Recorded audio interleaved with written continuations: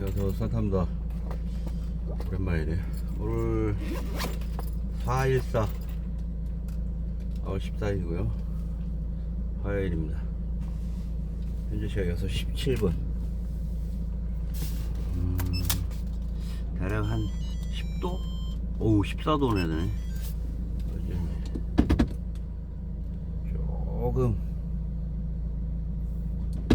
늦은 출근길입니다.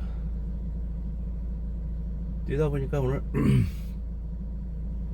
그나저나 오늘부터 새벽이 엄청 포근해요.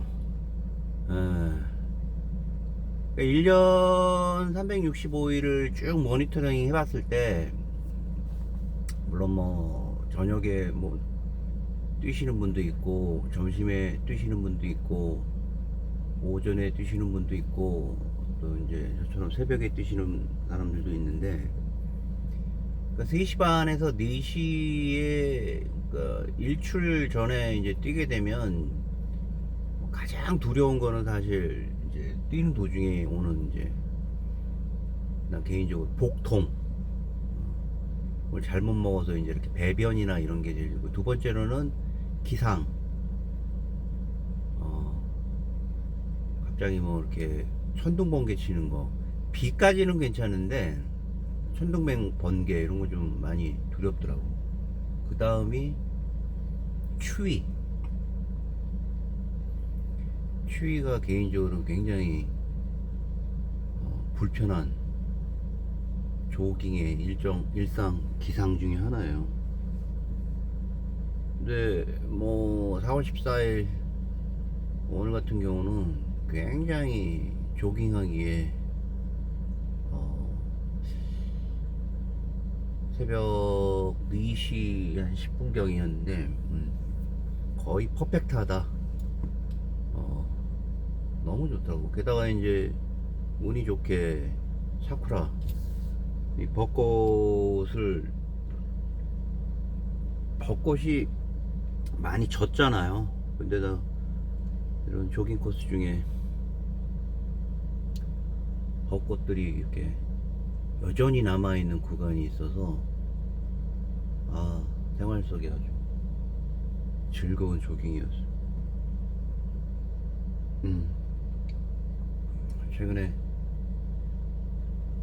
그저께구나, 뭐 이런저런 근심 걱정도 살아가면서 내가 이제 우리 누구한테도 그런 얘기를 했지만,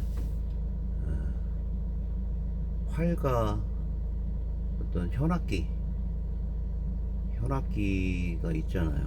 현악기는 그 현에 있는 그 실과 그 본초에 있는, 그죠? 그 현을 서로 간에 찢겨가면서 그 갈등 속에서 일어나는 여러 가지 화음을 대중들에게 선사하잖아. 그런 의미에서 개인적인 모임, 1년에 딱 2번 가는 제가 운영하고 있는, 현재 13년 정도 됐고, 제가 오퍼레이팅 하는 거는 한 5년 정도 돼 가고 있는 북클럽이 하나 있어요. 회원은 얼마 안 돼. 12명, 11명 정도 이제 되고, 회비는 1년에 5만원 해서 돈을 주고 책을 읽으러 오십니다. 대신 그 회비 안에서 모든 거를 이제 경비를 다 조절한다는 게 원칙이고, 봄에 이런 문학기행이라는 거를 기획을 해요. 뭐 가을에도 가을 나름대로 기행을 하는, 문학기행을 하는데, 사실 이번에는 당진 면천이라는 곳에 장소를 추천을 받아서 일정을 기획을 했어요. 개인적으로는 그다지 개인 뭐 이렇게 맞는 게 있잖아. 근데 뭐 일정이 또 운영을 해야 되는 스텝 입장에서는 개인의 얘기만 할 수 없는 거잖아요. 그래서 일정표를 짜는데 보니까 박지원 님이 계셨던 현감으로 현감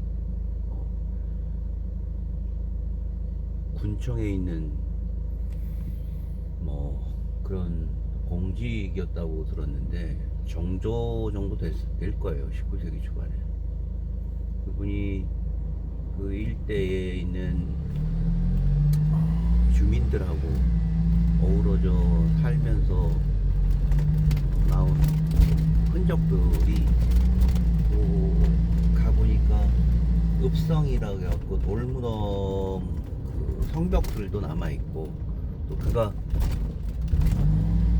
농사를 짓기 위해서 또 그 주민들하고 구역에 동참해서 아직도 그런 연못 정도가 한 200~300여 평 정도 되는 연못이 남아있어서 가봤고, 저는 개인적으로 이제 대나무 숲이 있다길래 뭐 한 150m, 200m 정도 되는 대나무 숲이 조성돼 있고 좋았습니다. 결론적으로는. 근데 이제 처음에는 여러 가지 개인적으로 근심 걱정도 있고 뭐 살아가면서 여러 가지 오한들도 있고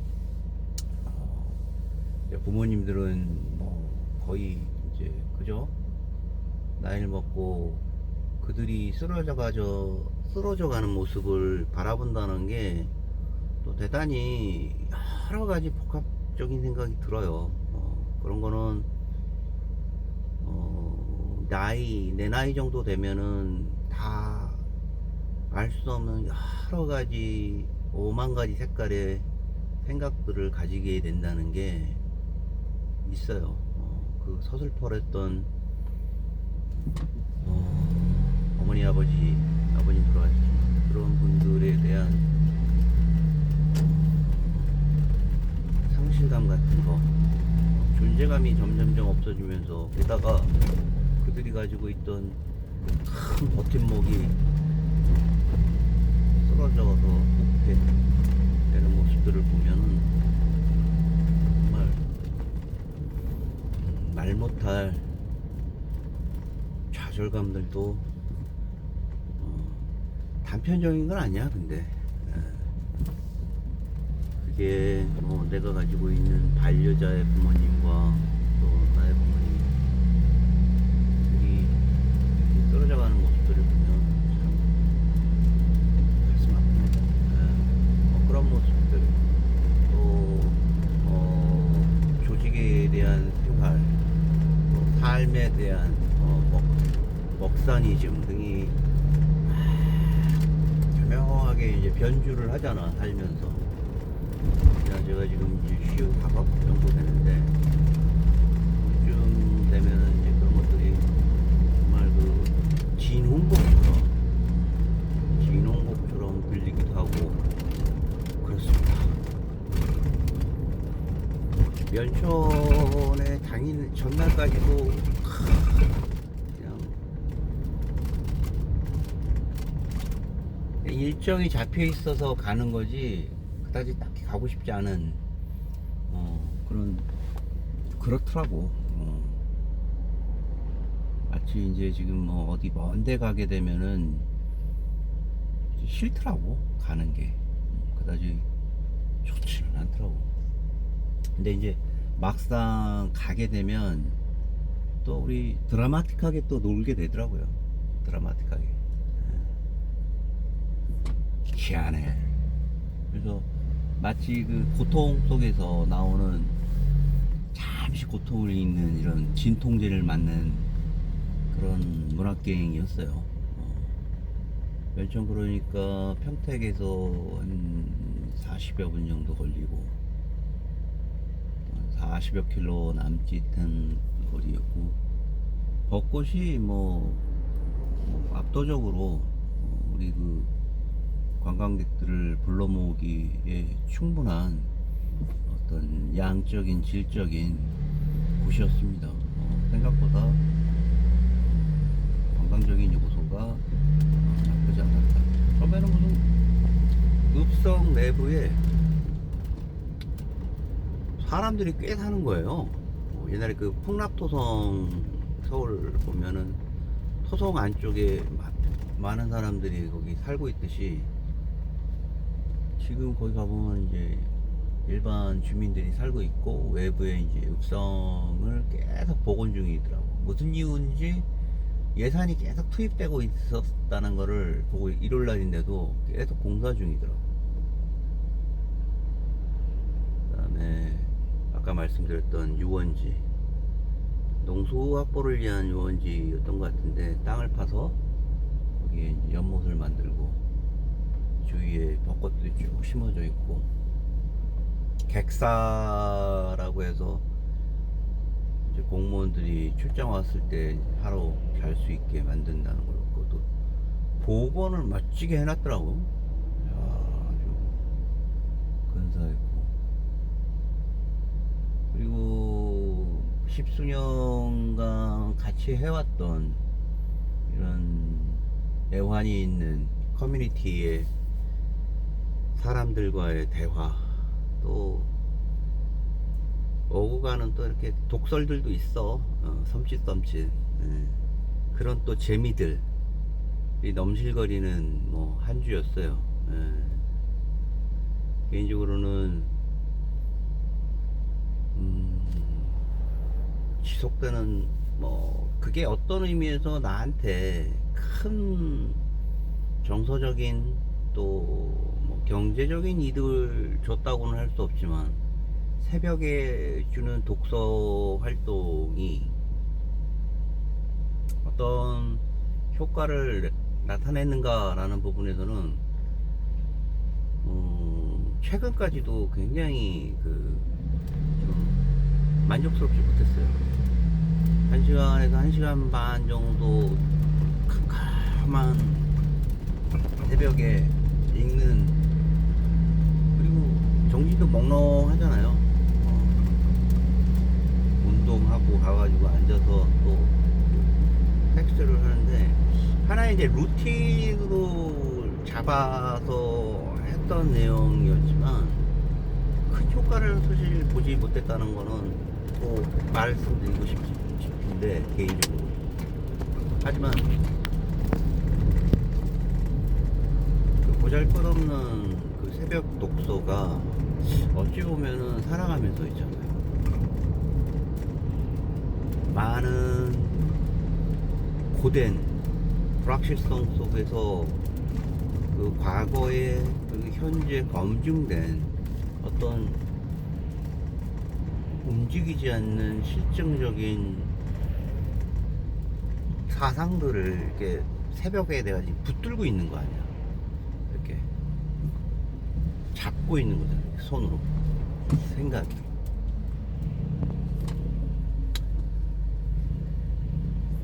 그런 측면에서 지금 수년간 이어온 이런 새벽 루틴들이 점점점 보이지 않는 이렇게 버팀목이 되는 것 같아요. 이제 나이를 먹으니까 이제 이게 점점 쓰러지잖아요. 육체적인 이런 한계, 그리고 정신적인 한계 등이 왜냐? 그걸 무시할 수는 없어. 우리는 영원 불멸의 존재가 아니기 때문에.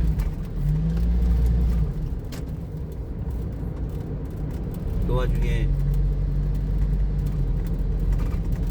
남들이 얘기하는 새벽 독서에 대한 걸 무작정 시작하게 되는 게 수년 동안 지속하게 됐는데, 투자한 것 대비해서 결과물은 상당히 보잘것없지만 뭔가 그 스며들고 있다라는 생각은 지울 수가 없어.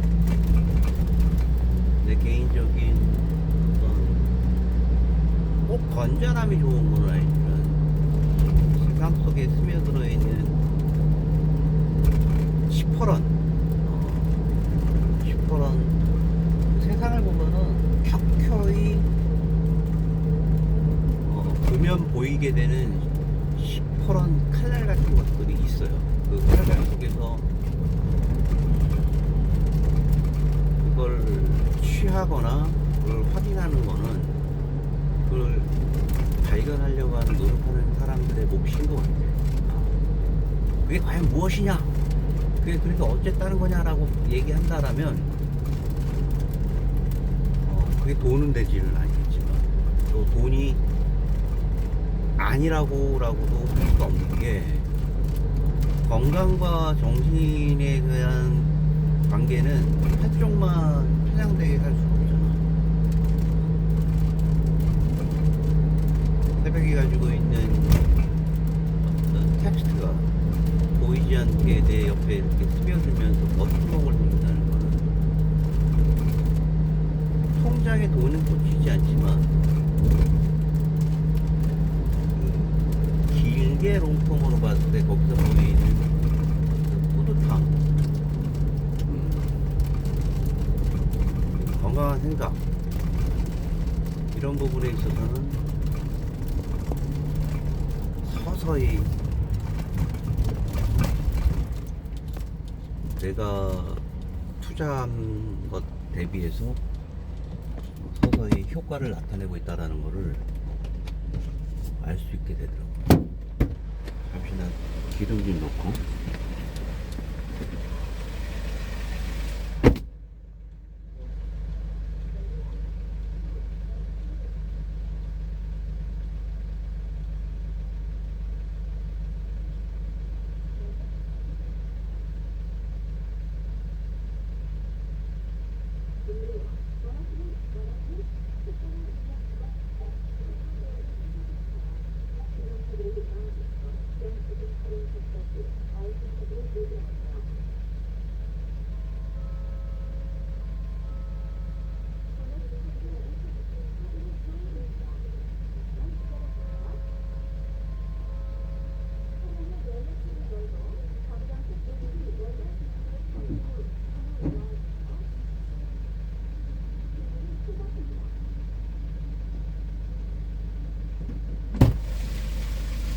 시점이 온다라고 하는 거니까 레이터즈가 아니고 그 책을 그 당시에 읽고 책의 평가에 대해서 제가 몰빵을 했다라고 하면 정말 다른 세상이 있다라고.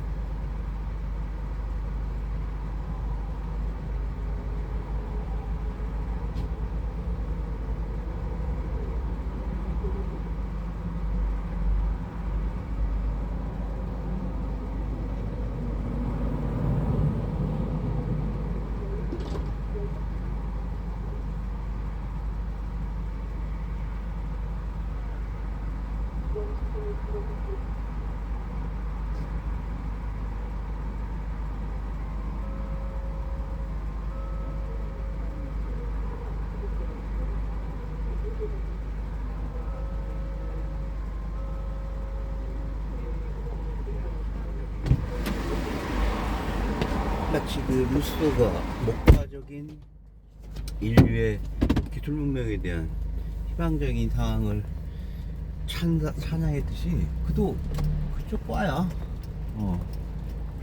기술이 인간의 수명에 대한 곧 다가올 특이점이 기술을 가지고 있는 혁명적인 부분, 우리 인체에 대한 각종 한계를 벗어날 수 있는 일을 벌일 것이다. 기술과 지능, 그리고 그 속에서 일어나는 인공지능, 이런 관계들을 20여 년 전에 벌써 문제화시키고 그거를 수십 년 앞에 발견하게 될 것이다 라고 예언자적인 입장을 벌였을 때 그 책은 마치 그 당시에는 공상과학 소설이었을 것 같아요.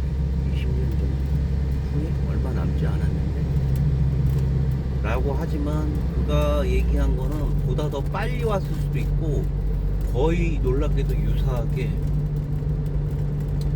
물론 뭐 인체 나노 혈액 속에 나노로봇이 들어가서 여러 가지 노폐물을 제거한다 뭐 이런 거는 아직까지는 성공적인 퍼포먼스는 없죠. 하지만 뇌 속에 있는 여러 가지 추상돌기 내에 칩을 심어서, 물론 인간에 대한 그 실험은 곧 진입을 하지만 유인원이나 이런 쪽에다가 굉장히 특이한 발목 성장할 만한 결과는 벌써 나와 있다고 해요. 그런 내용들이 20여 년 전에 어떤 사람에게 의해서 언급이 되고 출판이 되고, 지금도 내가 그걸 들고 있는데 내가 이걸 왜 들고 있냐라고 해서 하도 사람들이 많이 그 책을 논하길래, 팔란티어라든가 우리가 이제 오픈 AI라든가 이런 CEO들이 책에 나와 있는 뭐 지수로구적인 함수에 대한 어떤 개념이라든가 이런 부분에 대해서 책에 있는 레이의 내용을 계속 언급을 하는 거야.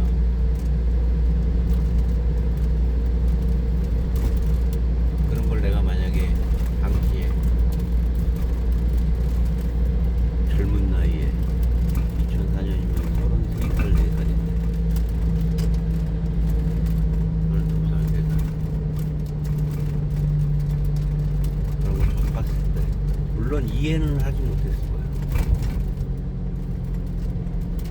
20여 년 전에 그런 내용들이 이해됐다 그럼 나는 또 다른 사람이 됐겠지. 공학적인 물리적인 내용들이 다수였고, 지금에 와서야 보편적이라고까지 할 수 없지만 많은 관심만 가졌더라면은 거기에 나와 있는 숱한 단어들과 기술적인 용어들을 탐색할 수 있는 거예요.